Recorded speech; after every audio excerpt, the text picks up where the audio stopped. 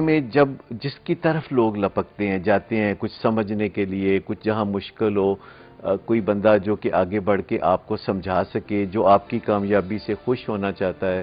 یا جو کریڈٹ یہ لیتا ہے کہ وہ آپ کو جب بھی آپ پھنس جاتے ہیں کسی کام میں تو وہ بڑی آسانی سے اپنے علم اور تجربے کی روشنی میں آپ کو اس مصیبت سے نکالتا ہے۔ تو یہ جو ہیلپر قسم کے لوگ ہوتے ہیں، یہ وہ نہیں جو دوسروں کے لیے ادھار کھائے بیٹھے رہتے ہیں۔ ہیلپر کا مطلب یہ ہے کہ خود ہرٹ کیے بغیر پرائیڈ لیتے ہیں دوسروں کی مدد کرنے میں۔ اچھا، جب یہ سارے رویے، سنہری رویے اپنانے ہوتے ہیں اور تباہ کن رویے چھوڑنے ہوتے ہیں تو آپ کو بہت زیادہ اس کے لیے طاقت کی ضرورت ہوتی ہے، اور انسان کبھی کبھی کمزور بھی پڑ جاتا ہے اور کمزور لمحات آ جاتے ہیں۔ ان کمزور لمحات میں کیسے پھر ہم اسٹک کریں، کیسے اس میں سٹینڈ کرنا ہوتا ہے؟ پہلی بات یہ ہے کہ جب ہم پر کوئی بھی کمزور لمحات آتے ہیں تو ہمیں طاقت کی ضرورت ہوتی ہے، اور وہ طاقت ہمیں کئی سورسز سے آ سکتی ہے۔ مثال کے طور پر سب سے پہلی بات تو یہ ہے کہ اگر ہمیں اپنا جاب ہی اچھا نہیں لگتا تو پھر ہم اس پہ کام کریں گے کہ ہمیں اپنا جاب اچھا لگنے لگے، ہمیں اس سے محبت ہو، یا تو ہمیں اپنے کام سے محبت پیدا کر لینی چاہیے یا پھر اپنا کام بدل دینا چاہیے، کیونکہ دونوں میں سے ایک تو کرنا ہوگا۔ اگر آپ کام کو پسند نہیں کرتے، آپ کو اپنے کام سے محبت نہیں ہے،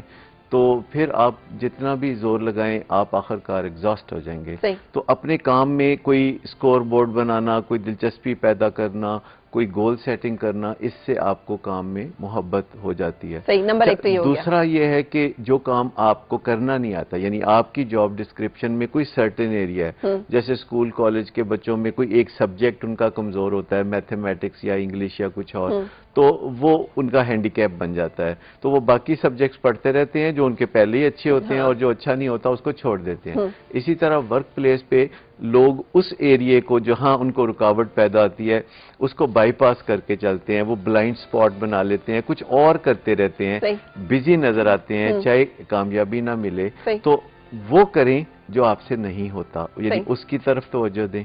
اور تیسرا یہ ہے کہ دائیں بائیں کے لوگوں کو دیکھیں کہ کون کامیاب ہے، کون آپ کی حوصلہ افزائی کر سکتا ہے، کس سے مدد مل سکتی ہے۔ اب یہ آپ مدد لے بھی سکتے ہیں، کیونکہ آرگنائزیشن میں مدد صرف دینا ہی نہیں ہوتا، مدد لینا اور مدد مانگنا یہ طاقت کا کام ہے۔ اور پھر ایک گرو ضرور بنائیں، چاہے آرگنائزیشن میں بنائیں چاہے باہر بنائیں، جو کہ آپ کو بتا سکے کہ کون سی چیزیں میٹر کرتی ہیں۔ ہم اپنے تئیں سوچ کے بیٹھے رہتے ہیں کہ یہ جو میرا خاص ایجوکیشن ہے یا جو ڈگری ہے یہ میٹر کرتی ہے۔ میں آپ کو بتاؤں کہ ڈگری میٹر کرتی ہے اس وقت تک جب تک کہ آپ کسی جاب پہ آتے نہیں، یعنی اس جاب پہ آنے کے لیے آپ کو ڈگری مدد کرتی ہے۔ جب آپ جاب پہ آ جاتے ہیں تو اس کے بعد آگے پریکٹیکل کا ڈیفرنس شروع ہو جاتا ہے، وہ ڈیفرنس شروع ہو جاتا ہے۔ اچھا ڈاکٹر صاحب، یہ ساری